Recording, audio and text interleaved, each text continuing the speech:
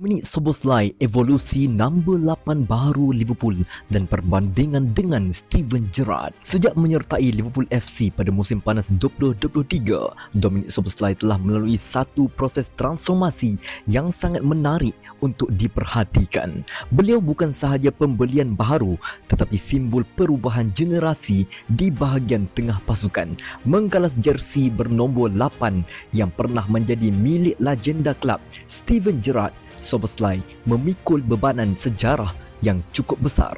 Nombor 8 di Liverpool bukan nombor biasa. Ia sinonim dengan kepimpinan, keberanian, rembatan jarak jauh, detik dramatik dan semangat tidak pernah mengalah.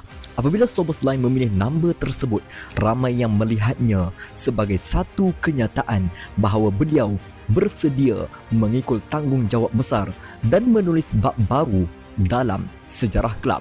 Di bawah kendalian Jurgen Klopp,